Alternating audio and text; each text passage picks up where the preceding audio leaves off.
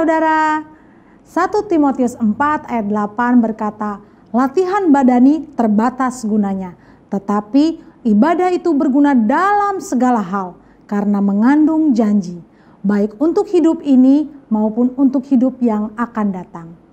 Mari saudara, siapkan hati kita untuk masuk dalam ibadah online hari ini. Tuhan Yesus memberkati. Happy Sunday semuanya, saya berdoa roh kita tetap menyala-nyala pada masa ini. Edisi Voice of Pentecost kali ini akan membahas mengenai generasi Yeremia, generasi akhir zaman. Mungkin banyak dari kita yang masih asing atau mempertanyakan istilah ini. Apa sih generasi Yeremia? Sesuai dengan pesan Tuhan mengenai Pentakosta ketiga yang akan membangkitkan generasi Yeremia, yaitu anak-anak muda yang dipenuhi Roh Kudus, cinta mati-matian kepada Tuhan Yesus, tidak kompromi terhadap dosa, dan akan bergerak untuk memenangkan jiwa. Maka dari itu, hari ini mari kita lihat apa yang Alkitab katakan tentang generasi Yeremia, generasi akhir zaman. Apabila kita membaca kitab Yeremia dan kehidupan Yeremia, kita mengetahui bahwa Yeremia dipanggil sejak masa mudanya. Di dalam Alkitab biasanya seseorang yang dipanggil sejak masa mudanya memiliki kekhususan yang penting. Mereka memainkan peran penting yang menjadi titik balik rencana Allah bagi umatnya.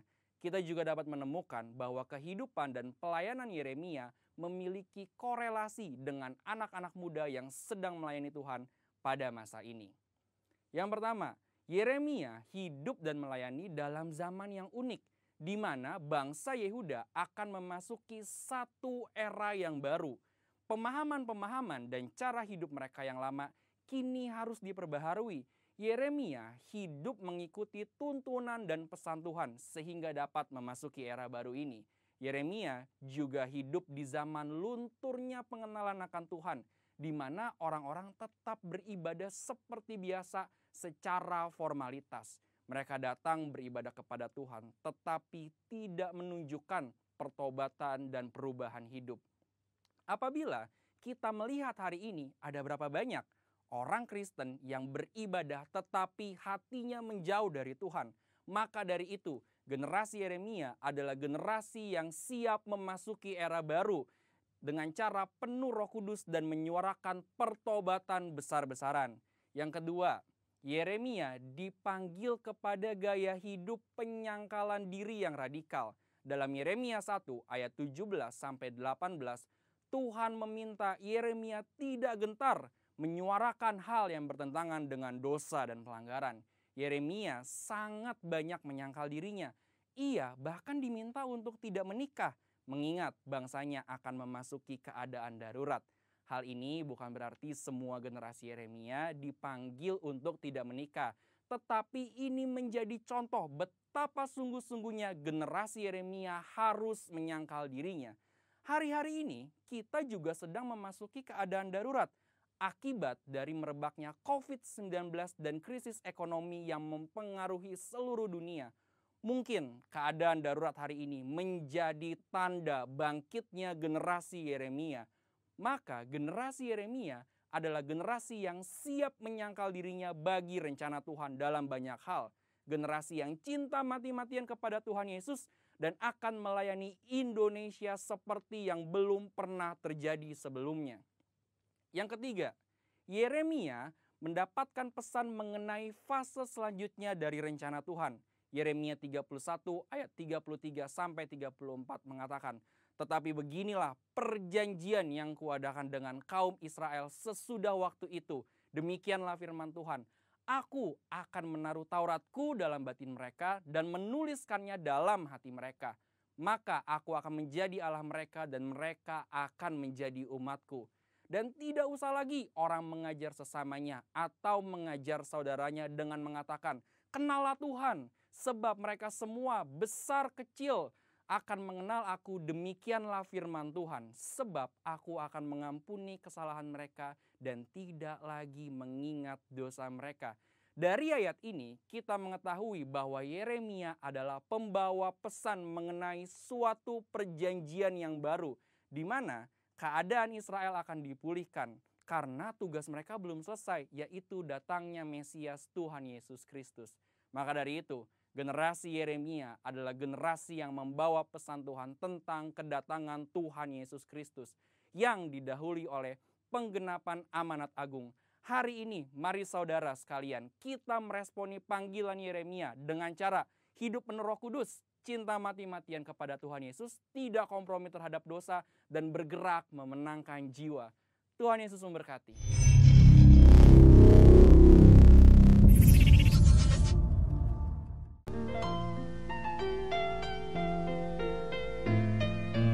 Mazmur 91 ayat 1-16 dalam lindungan Allah.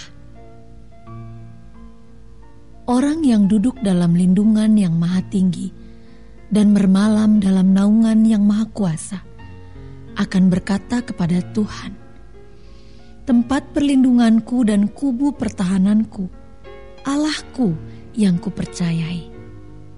Sungguh, Dialah yang akan melepaskan engkau dari jerat penangkap burung, dari penyakit sampar yang busuk. Dengan kepaknya, Ia akan menudungi engkau. Di bawah sayapnya, engkau akan berlindung. Kesetiaannya ialah perisai dan pagar tembok. Engkau tak usah takut terhadap kedahsyatan malam, terhadap panah yang terbang di waktu siang, terhadap penyakit sampar yang berjalan di dalam gelap, terhadap penyakit menular yang mengamuk di waktu petang. Walau 1.000 orang rebah di sisimu dan 10.000 di sebelah kananmu, tetapi itu tidak akan menimpamu. Engkau hanya menontonnya dengan matamu sendiri dan melihat pembalasan terhadap orang-orang fasik. Sebab Tuhan ialah tempat perlindunganmu, yang maha tinggi telah kau buat tempat perteduhanmu. Malapetaka tidak akan menimpa kamu, dan tulah tidak akan mendekat kepada kemahmu. Sebab malaikat-malaikatnya akan diperintahkannya kepadamu, untuk menjaga engkau di segala jalanmu. Mereka akan menatang engkau di atas tangannya, supaya kakimu jangan terantuk kepada batu. Singa dan ular tedung akan kau langkahi. Engkau akan menginjak anak singa dan ular naga. Sungguh, hatinya melekat kepadaku, maka aku akan meluputkannya. Aku akan membentenginya, sebab ia mengenal namaku. Bila ia berseru kepadaku, aku akan menjawab. Aku akan menyertai dia dalam kesesakan. Aku akan meluputkannya dan memuliakannya. Dengan panjang umur akan kukenyangkan dia, dan akan kuperlihatkan kepadanya keselamatan daripadaku.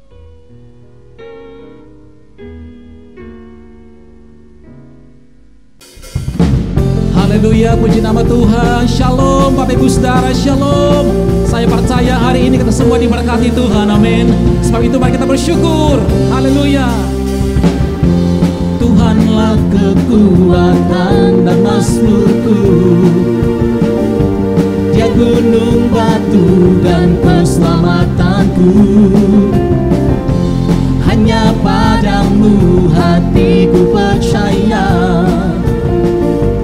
Kaulah menara dan kota perlindungan. Ku mau selalu bersyukur, sebab cintamu padaku takkan pernah berubah. Hatiku percaya, walau bumi bergoncang, gunung-gunung beranjak, namun kasih setiamu tak pergi dariku. Yang percaya sama-sama katakan amin. Sambil tepuk tangan saudara. Engkaulah kekuatan bagi kami Tuhan. Haleluya. Angkat suara sama-sama yuk. Tuhanlah kekuatan dan mazmurku,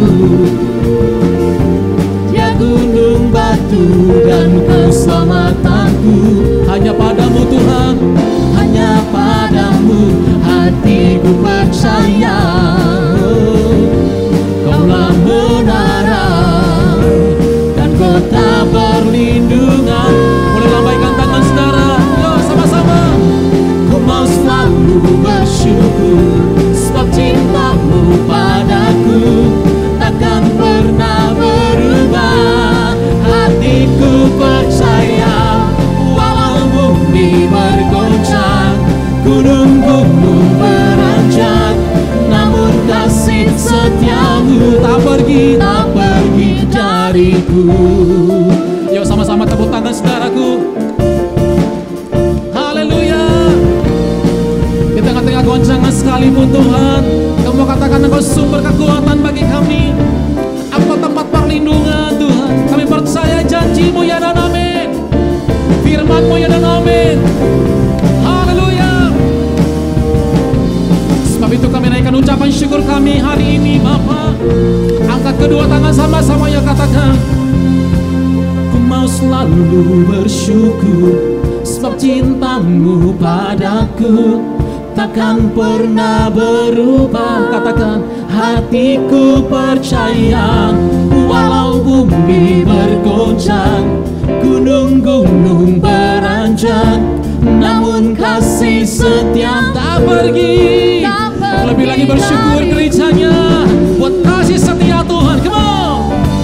Ku mau selalu bersyukur, sebab cintamu padaku takkan pernah berubah. Hatiku percaya, walau bumi bergoncang, gunung-gunung beranjak, namun kasih setiamu tak pergi. Kasih setiamu Tuhan, kasih setiamu tak pergi dari. Sekali lagi, kasih setiamu tak pergi dariku. Sorak-sorai kami hanya bagi-Mu ya Tuhan. Engkau Tuhan yang dahsyat, Engkau Tuhan yang luar biasa. Hati kami percaya, sama-sama katakan amin. Haleluya, haleluya, haleluya. Terima kasih buat kebaikan-Mu dalam kehidupan kami. Kalau kami ada sebagaimana kami ada, kami hidup hari ini Tuhan, kami tahu semua karena anugerah, kebaikan, rahmat-Mu, kasih-Mu, berkat-Mu yang selalu baru setiap pagi dalam hidup kami. Di tengah-tengah goncangan, di tengah-tengah badai, hati kami tetap percaya bahwa janji-Mu ya dan amin, firman-Mu ya dan amin bagi kami. Kau Bapa yang baik, tidak pernah terlambat, tidak pernah lalai menepati janji-Mu dalam hidup kami Bapa. Engkau berfirman menyembuhkan setiap kami, Engkau bersabda menyelamatkan hidup kami ya Tuhan. Hari ini kami datang bersyukur, kami memuliakan, kami tinggikan nama-Mu ya Tuhan. Engkau hadir di tempat kami menyembah, di rumah kami Engkau hadir. Saat kami menyembah hari ini, saat ini, yang lemah dikuatkan, yang susah dihibur oleh Roh Kudus, yang sakit disembuhkan, mujizat terjadi. Sebab kuasa-Mu yang tidak terbatas ada di tempat kami menyembah. Sepanjang ibadah kami Tuhan, awal pertengahan hingga akhirnya, Tuhan hadir. Dan semua guna hormat kemuliaan bagi nama-Mu. Terima kasih buat Bapa yang baik. Haleluya. Amin.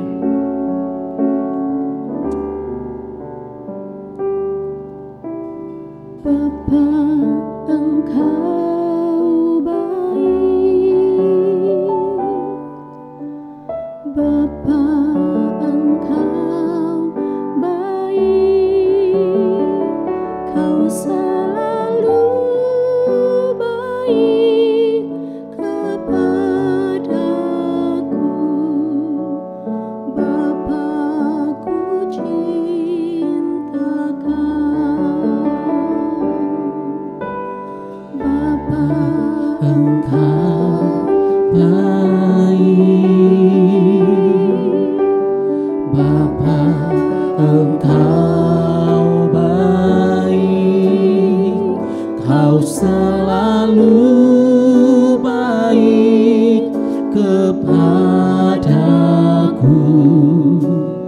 Bapa, ku cinta Kau.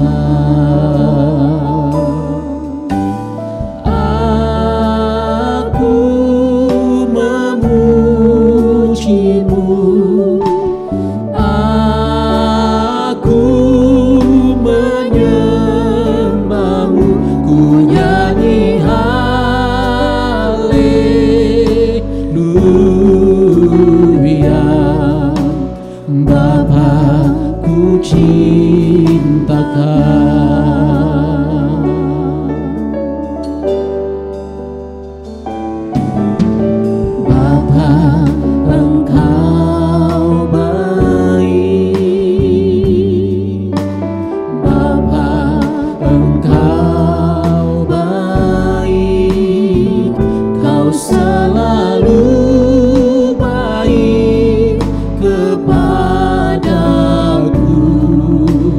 Bapa ku cintakan.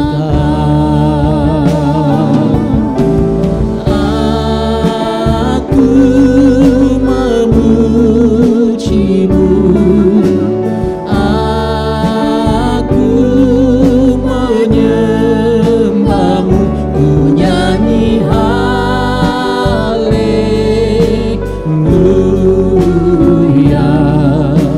Bapa ku cintakan.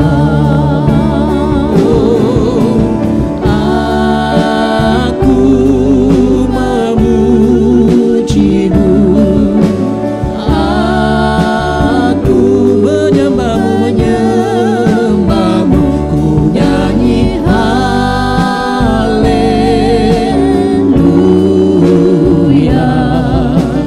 Bapa ku cintakan. Mari biar musik saja menaikkan pujian ini.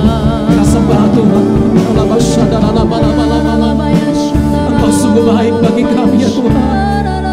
Engkau teramat baik bagi kami.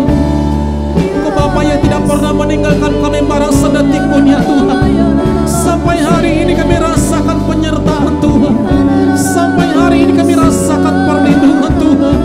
Syukur buat kebaikan-Mu. Syukur buat penyertaan-Mu Bapa.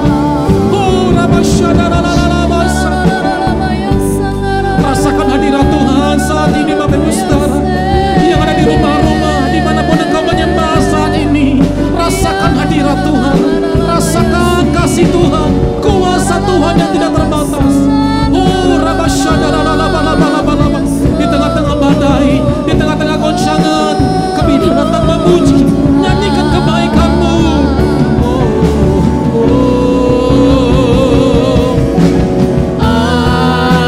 Aku memujimu, aku menyembahmu Tuhan.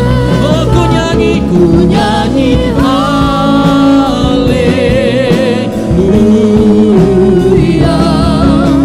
Bapa ku cintakan, Bapa kami cintakan, Bapa ku cintakan. Sekali lagi sambil angkat tangan sama-sama yuk. Bapa ku cintakan.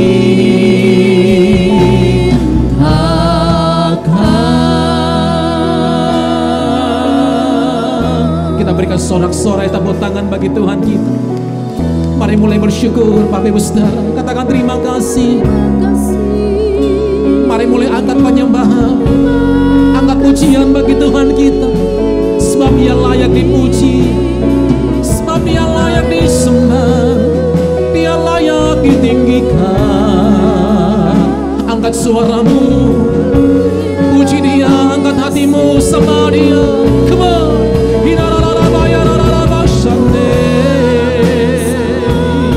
Haleluya, haleluya. Kami percaya janji-Mu ya dan amin. Kami percaya firman-Mu Tuhan. Haleluya.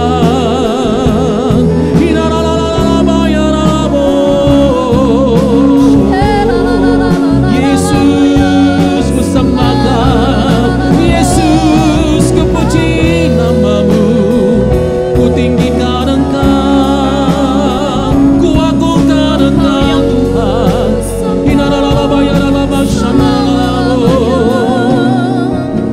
Kami percaya sampai hari ini mujizat masih ada bagi kami.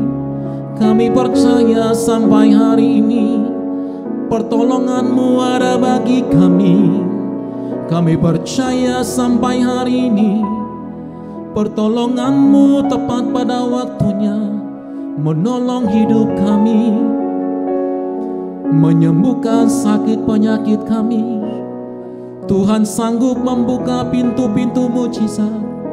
Tuhan sanggup membuka pintu-pintu berkat. Kami percaya Tuhan. Kami yakin akan firman-Mu. Kami percaya hanya kepada janji-Mu ya Tuhan. sekalipun tidak ada dasar untuk kami berharap, tapi saat ini, hari ini kami mau katakan, kami tetap percaya janji-Mu, ya dan amin. Yang percaya tepuk tangan bagi Tuhan saudara. Haleluya, haleluya, haleluya. Makasih Tuhan Yesus, makasih. Makasih Tuhan, makasih. Haleluya, haleluya. Ku yakin akan firman-Mu Tuhan, kuasa-Mu tak pernah berubah.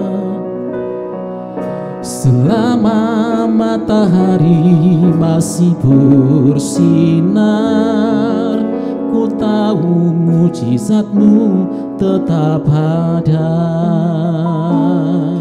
Kami pegang teguh janji-Mu ya Tuhan. Ku pegang teguh janji-Mu Tuhan.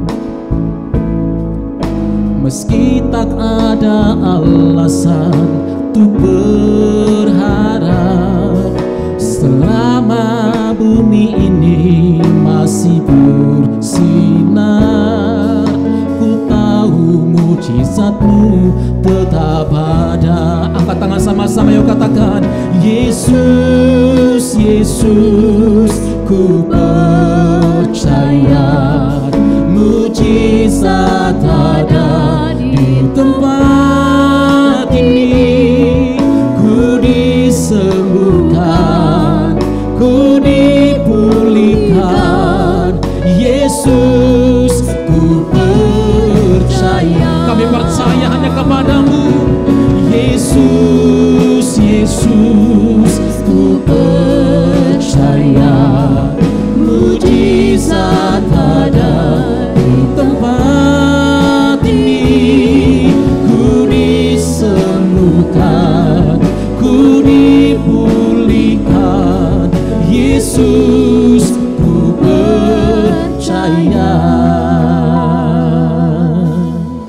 Ku yakin akan firman-Mu, ku yakin akan firman-Mu Tuhan. Kuasa-Mu tak pernah berubah.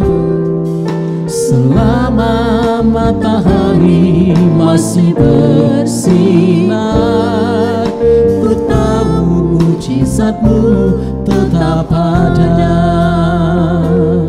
Mari pegang teguh firman Tuhan saudara, janji-Mu. Ku pegang teguh janji-Mu Tuhan.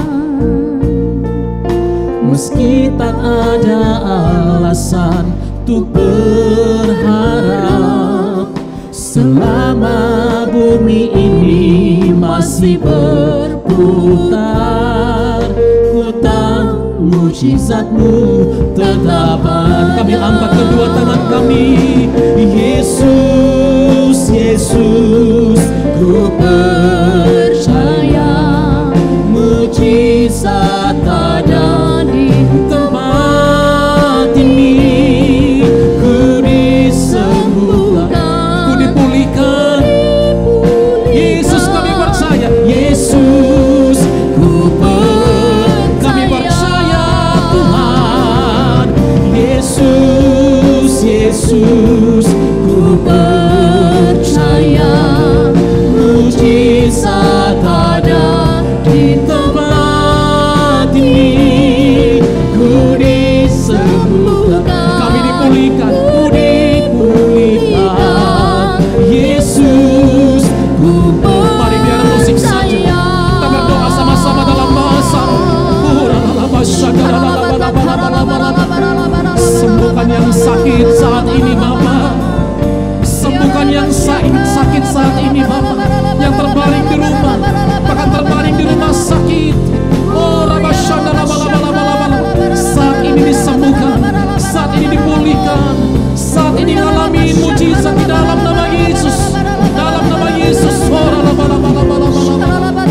Yang lemah dikuatkan di dalam nama Yesus.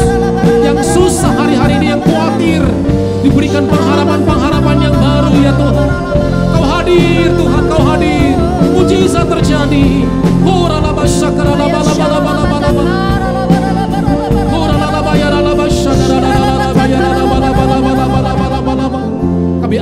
kedua tangan kami.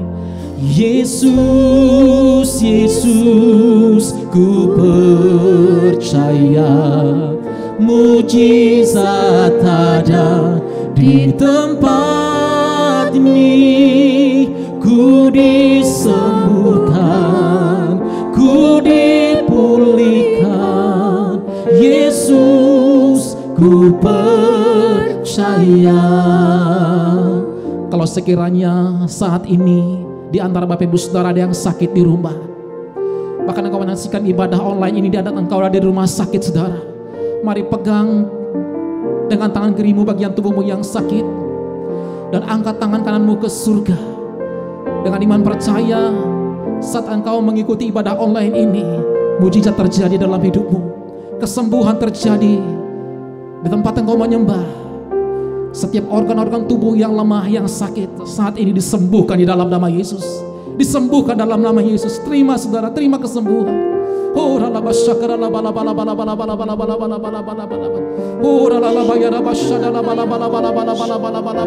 Kami terima Tuhan, kami terima.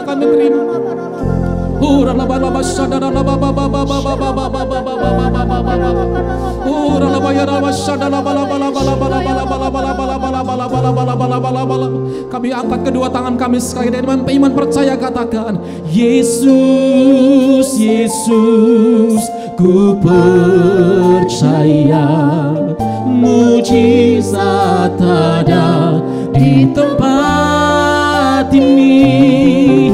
Ku disembuhkan, ku dipulihkan, ku dipulihkan. Yesus kami percaya, Yesus kami percaya. Yesus, Yesus, yes Lord. Terima kesembuhan, terima pemulihan saudara, terima kelepasan, terima kemenangan. Amin. Ku dipulihkan, Yesus, ku percaya. Yesus, ku percaya. Sekali lagi, Yesus, ku percaya.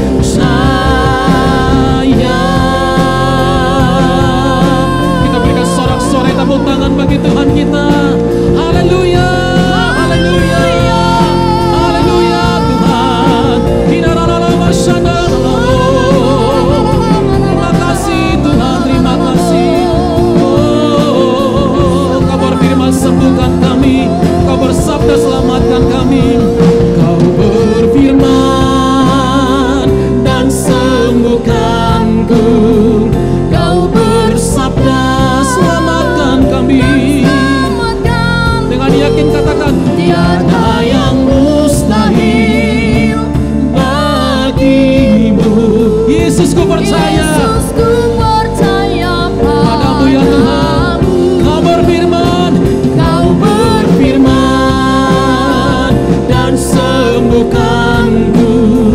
Kau bersabda dan selamatkanku. Tiada yang mustahil.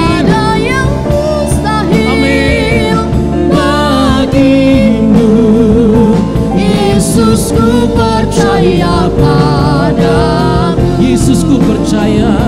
Yesus, ku percaya padamu. Sekali lagi katakan, Yesus, ku percaya padamu.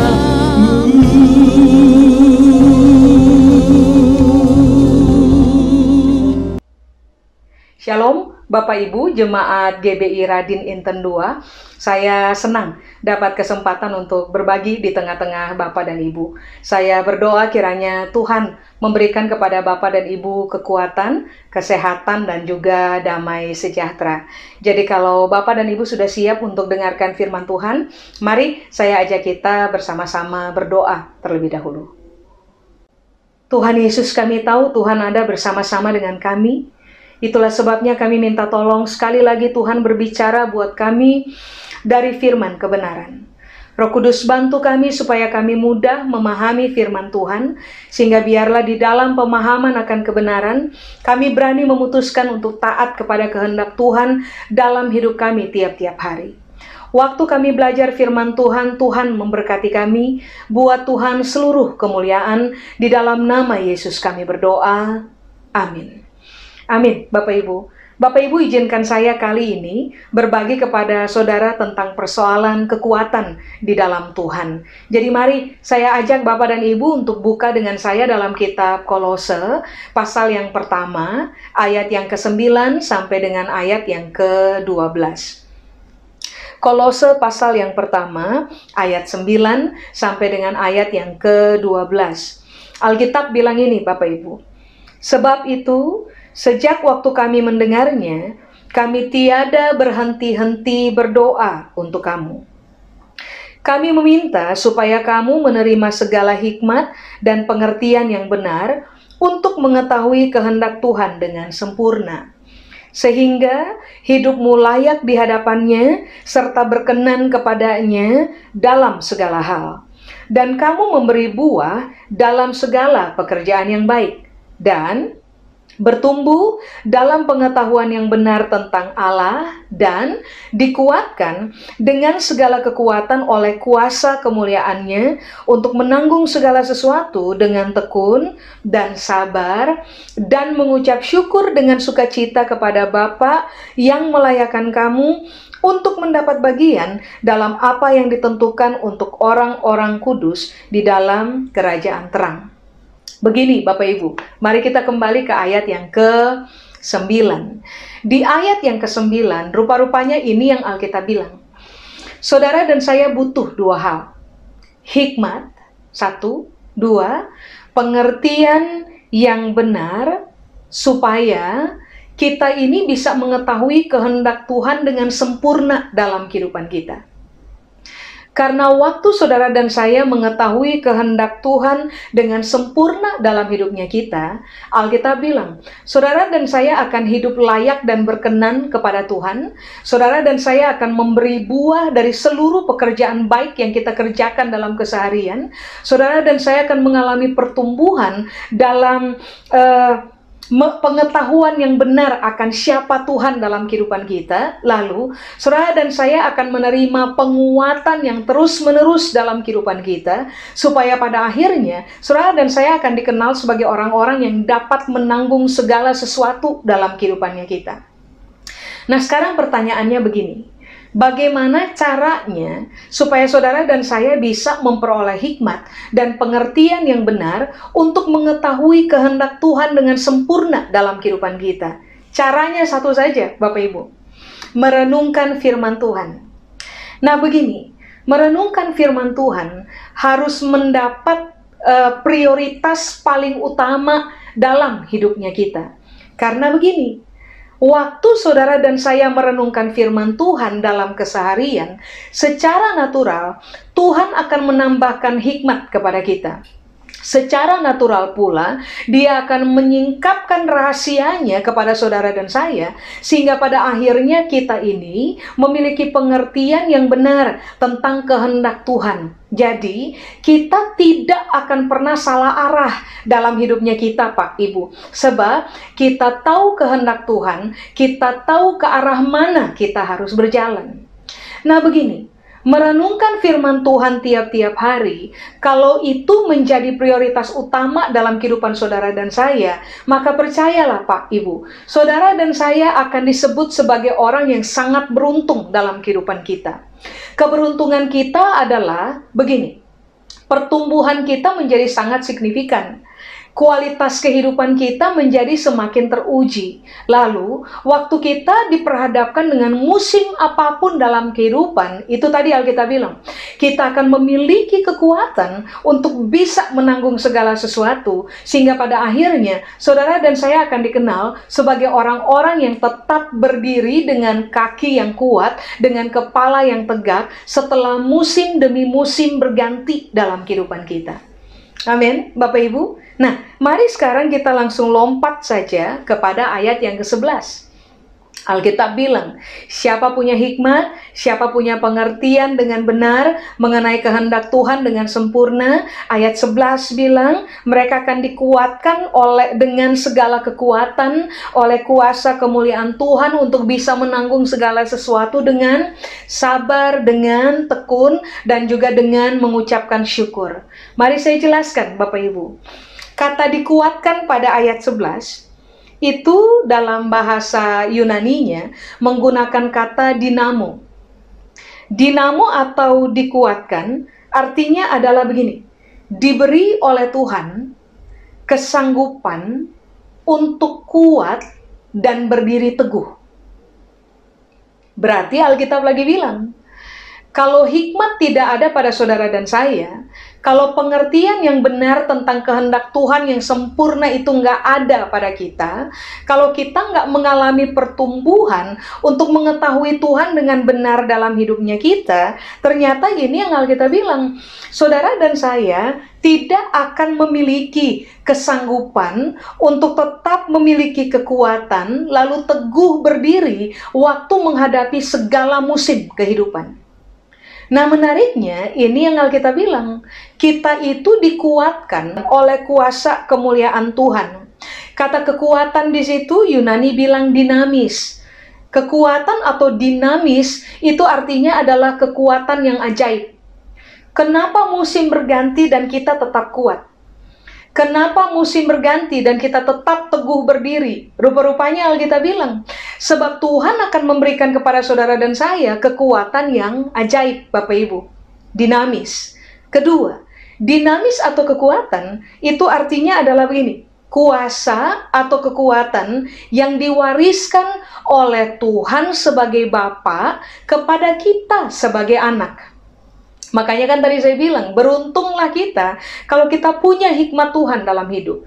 Beruntunglah kita waktu saudara dan saya memiliki pengertian yang benar mengenai kehendak Tuhan dengan sempurna. Sebab ternyata Alkitab bilang, saudara dan saya akan menerima kekuatan atau kuasa yang adalah warisan. Jadi kita menerima kekayaan dari Bapaknya kita dalam bentuk warisan yang isinya adalah kekuatan yang membuat saudara dan saya akan bisa berdiri dengan teguh sampai musim apapun terselesaikan dalam kehidupannya kita. Amin. Nah, kekuatan atau dinamis itu arti yang terakhir adalah begini, kekuatan atau kuasa untuk menjadi tenang. Banyak orang waktu mereka tidak memiliki ketenangan dalam kehidupan, saat menghadapi apa saja, rata-rata yang terjadi adalah mereka akan menyerah, Bapak Ibu. Kehilangan damai sejahtera, nggak bisa tidur, nggak bisa menikmati hari, karena ketenangan nggak ada. Tapi rupa-rupanya ini yang Alkitab bilang, kalau hikmat yang kita dapat dari merenungkan firman Tuhan, kalau pengertian yang benar untuk mengetahui kehendak Allah dengan sempurna dalam kehidupan kita yang kita dapat dari firman Tuhan, perenungan firman Tuhan. Kalau saudara dan saya mengalami pertumbuhan dalam pengenalan, pengetahuan akan siapa Tuhan yang sebenarnya, Alkitab bilang, saudara dan saya akan memperoleh kekuatan untuk menjadi tenang. Waktu badai datang, kita akan tetap menghadapinya dengan tenang. Kenapa? Ada kekuatan Tuhan yang bekerja di dalam kita. Amin. Saudara tentunya masih ingat, sekali waktu saat Yesus dan murid-muridnya ada di tengah-tengah laut, Alkitab bilang Yesus tidur di bagian bawah dari perahu itu atau dari kapal itu. Sementara Yesus tertidur, Alkitab bilang badai besar datang. Waktu badai besar datang, murid-murid jadi panik. Lalu kemudian mereka turun dan membangunkan Yesus sambil berteriak, Tuhan bangunlah, kita binasa. Ini yang kemudian Yesus lakukan. Dia memerintahkan laut untuk tenang. Dan seketika itu pula segala sesuatunya menjadi tenang. Badai berhenti. Waktu murid-murid mendekati Yesus dengan ketidaktenangan dalam diri mereka, Yesus menghadapi dengan ketenangan. Sehingga pada akhirnya, waktu badai selesai, ketenangan Yesus teruji dan kemenangan Yesus teruji. Nah, Alkitab bilang kekuatan hikmat dan pengertian mengenai kehendak Tuhan yang sempurna dalam kehidupan saudara dan saya melalui merenungkan firman Tuhan akan memberikan kepada saudara dan saya ketenangan, Pak, Ibu. Kekuatan untuk menjadi tenang. Ketika orang menjadi tenang, mereka bisa menghadapi apa aja dan mereka bisa menanggung segala sesuatu. Alkitab bilang dengan tekun, dengan sabar, dan juga dengan pengucapan syukur. Amin. Makanya begini, Bapak Ibu. Alkitab bilang, semua orang yang menerima kekuatan yang datang dari Tuhan, waktu mereka harus menanggung segala sesuatu, mereka akan menanggung segala sesuatu dalam posisi tekun. Kata tekun di situ menggunakan kata hipomone. Hipomone itu artinya adalah sabar yang berkelanjutan karena memiliki daya tahan. Jadi, ini bukan sabar 1 hari, 2 hari. Lalu waktu kita menghadapi proses berkepanjangan, lalu kemudian kita nggak sabar lagi gitu. Ingat, kata tekun identik dengan pengertian sabar yang berkepanjangan karena kita memiliki daya tahan. Berarti ini yang Alkitab bilang, mau menghadapi musim selama apapun, saudara dan saya akan bisa menghadapi musim itu dalam posisi sabar dalam waktu yang sangat panjang karena kita ini menerima daya tahan untuk tetap teguh berdiri sampai musim selesai. Nah, itu pengertian dari kata tekun. Berikutnya, ini yang Alkitab bilang, Bapak Ibu. Kata tekun atau hipomone, pengertian yang kedua adalah keteguhan menanti. Bapak Ibu, kita lagi berhadapan dengan musim yang susah. Kita lagi semua berhadapan dengan COVID-19. Nah, rata-rata ketika orang mulai berhadapan dengan tekanan-tekanan berat berkaitan dengan apa yang terjadi pada musim ini, banyak orang sudah nggak lagi teguh menanti tergenapkannya janji Tuhan untuk hidup mereka. Nah, Alkitab bilang, siapa memiliki pengetahuan yang benar tentang kehendak Allah dengan sempurna, siapa yang bertumbuh dalam pengetahuan mengenai siapa Tuhan dalam kehidupan mereka, mereka akan dikenal sebagai orang yang bisa menanggung segala sesuatu karena mereka memiliki ketekunan atau keteguhan untuk menanti. Kalau hari ini Tuhan nggak tolong, nggak apa-apa. Saya akan teguh menanti, sebab siapa tahu besok Tuhan akan menolong. Kalau toh besok pertolongan Tuhan nggak datang, nggak apa-apa. Saya akan teguh menanti, siapa tahu lusa pertolongan Tuhan akan datang. Nah, keteguhan menanti ini muncul karena ternyata begini Pak, Ibu. Dalam perenungan kita akan firman Allah, kita semakin tahu bahwa Tuhan itu sekali Dia berjanji, Dia akan tetap berpegang teguh pada janjinya sampai janji itu tergenapi dalam kehidupan kita. Kita juga akan tahu bahwa Tuhan itu setia. Tuhan itu dapat diandalkan. Makanya waktu Bapak, Ibu, dan juga saya menghadapi segala sesuatu dalam musim kehidupan, kita akan menjadi orang-orang yang sabar karena kita punya ketahanan jangka panjang. Lalu kita juga akan dikenal sebagai orang-orang yang teguh menanti. Itu kata tekun. Kata sabar, Alkitab bilang makrotimia dalam bahasa Yunani. Makrotimia artinya adalah begini, sabar yang objektif. Kita tidak sabar karena dipicu oleh rasa saja, Bapak Ibu. Kita ini sabar karena ada objektivitas di dalam diri kita. Objektivitas dalam diri kita tentu saja bisa ditemukan di dalam pikiran kita. Nah, apa yang membuat sehingga pada akhirnya saudara dan saya memiliki objektivitas dalam berpikir? Tadi saya sudah bilang kepada Bapak dan Ibu. Kebiasaan merenungkan firman membuat saudara dan saya tambah lama menjadi orang yang semakin tajam dalam hikmat Tuhan.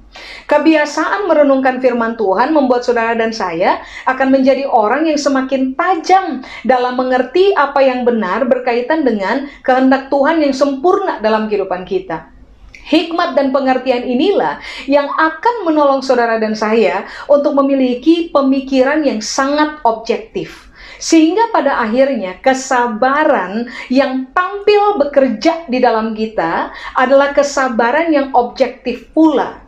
Coba saudara perhatikan, kata tekun tadi Alkitab bilang, sabar dalam jangka waktu panjang karena kita punya daya tahan. Amin. Lalu berikutnya, Alkitab bilang, ketekunan adalah keteguhan untuk menanti. Tetapi kesabaran atau makrotimia, Alkitab bilang, begini, sabarnya objektif. Sabarnya udah nggak sekedar dipengaruhi oleh rasa bahwa ini udah tunggu 2 hari ini, kenapa Tuhan nggak tolong ya? Jangan-jangan Tuhan nggak dengar saya punya doa. Lalu kemudian kita menjadi tidak sabar lagi terhadap Tuhan dan tidak sabar lagi menunggu waktu Tuhan. Enggak loh Pak Ibu. Semua orang yang punya hikmat dan pengertian yang benar, kesabaran mereka objektif. Yang tadi saya bilang tuh, kalau hari ini Tuhan belum tolong, nggak apa-apa, saya akan tunggu. Siapa tahu besok pertolongan Tuhan datang. Kalau toh besok pertolongan Tuhan nggak datang, nggak apa-apa. Objektivitas berpikir dalam kita kan kasih tahu buat kita, nggak apa-apa, tunggu aja. Siapa tahu lusa. So Tuhan nggak mungkin bohong. Tuhan pasti menggenapi apa yang dia bicarakan kepada kita. Nah, itu yang disebut dengan istilah makrotimia. Kesabaran yang sangat objektif, didrive oleh cara berpikir benar yang telah terbangun dalam keseharian pada kehidupan kita, Bapak Ibu. Amin. Nah, lalu yang berikutnya, Alkitab bilang, saudara dan saya akan didapati sebagai orang-orang yang terbiasa mengucap syukur dalam segala keadaan. Kebanyakan orang, Pak Ibu, hanya mengucap syukur kepada Tuhan waktu menerima apa yang dalam perhitungan kemanusiaan kita itu baik. Lalu kita gampang sekali bersyukur. Tetapi pada waktu orang harus berhadapan dengan musim kesukaran, orang selalu gagal menemukan alasan untuk bersyukur kepada Tuhan. Nah, ini yang Alkitab bilang, rupa-rupanya semua orang yang memiliki hikmat dan pengertian yang benar mengenai apakah kehendak Tuhan yang sempurna di dalam kita, karena kita punya kebiasaan merenungkan firman Tuhan, adalah orang-orang yang nantinya akan ditemukan begini, memiliki kekuatan untuk menanggung segala sesuatu, sehingga karakteristik yang kemudian keluar dari hidupnya kita adalah, saudara dan saya akan dikenal sebagai orang yang terbiasa mengucapkan syukur kepada Tuhan dalam segala musim. Nah, mengucap syukur di situ, itu bahasa Yunaninya menggunakan kata ini Bapak Ibu, Eucharisteo. Eucharisteo itu artinya adalah perhatian kita tertuju kepada apa yang kita terima, kemenangan yang kita terima, hal-hal baik yang Tuhan kerjakan dalam kehidupan kita. Perhatian kita tuh tertuju pada itu. Pemberian Tuhan, hal-hal baik Tuhan kerjakan, kemenangan-kemenangan Tuhan sudah berikan kepada kita. Perhatian kita tertuju kepada hal itu. Itulah yang membuat kita pada akhirnya tetap bersyukur kepada Tuhan, walaupun kita sedang berada pada musim kesukaran.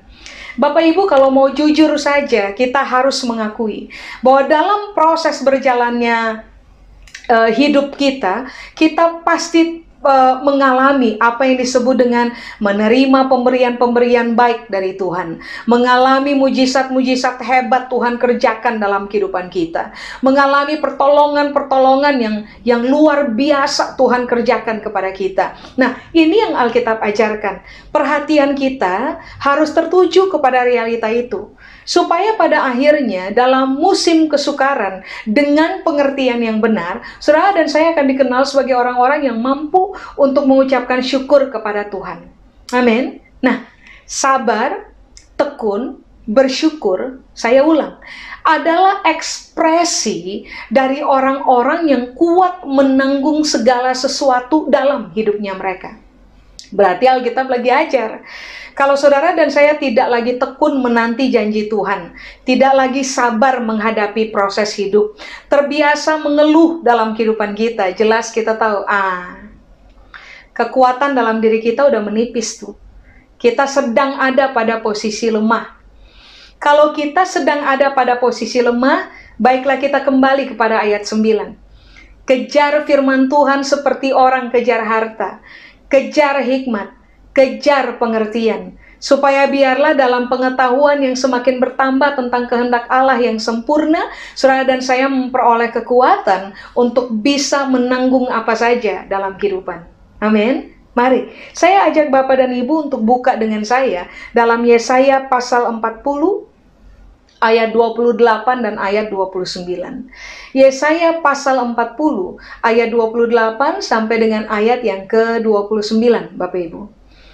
Alkitab bilang ini, "Tidakkah kau tahu dan tidakkah kau dengar?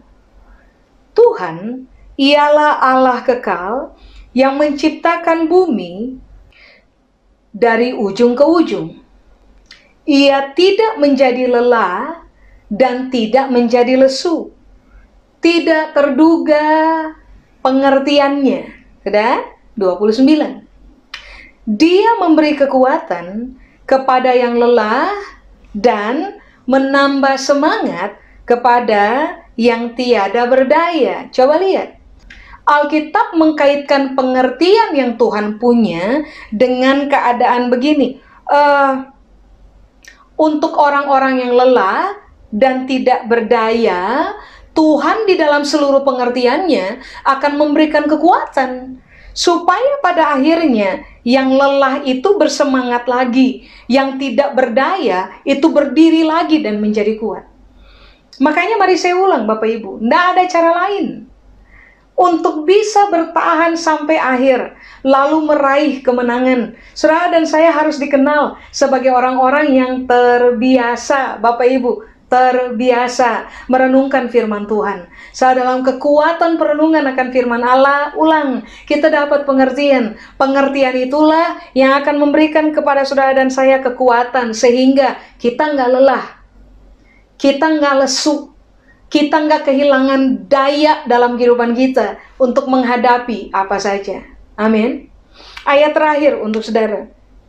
Filipi pasal 4, ayat 12 sampai dengan ayat 13.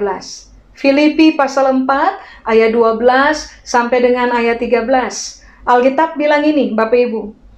"Aku tahu apa itu kekurangan, dan aku tahu apa itu kelimpahan. Dalam garis bawahi segala hal, dan dalam garis bawahi segala perkara, tidak ada sesuatu yang merupakan rahasia bagiku, baik dalam hal kenyang maupun dalam hal kelaparan, baik dalam hal kelimpahan maupun dalam hal kekurangan." Berarti di ayat 12 ini yang Paulus bilang, segala hal saya hadapi, segala perkara saya hadapi. Apa coba yang merupakan rahasia buat saya? Kekurangan saya ngalami, kelimpahan saya ngalami juga, kelaparan saya alami, kenyang saya alami, segala perkara nggak rahasia buat saya. Lalu coba lihat di ayat 13, ini yang dia bilang, segala perkara dapat kutanggung di dalam Dia yang memberi kekuatan kepadaku.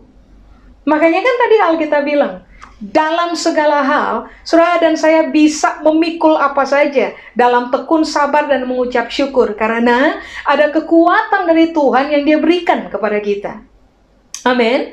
Makanya coba ayat 13 Alkitab bilang, segala perkara Bapak Ibu dan saya bisa tanggung karena kita ada pada posisi di dalam Tuhan, di dalam firman-Nya. Keluarlah dari Tuhan, keluarlah dari firman. Saudara dan saya akan lemah, letih, lesu, tidak punya daya, tidak punya kekuatan untuk menanggung apa aja dalam pergantian musim kehidupan.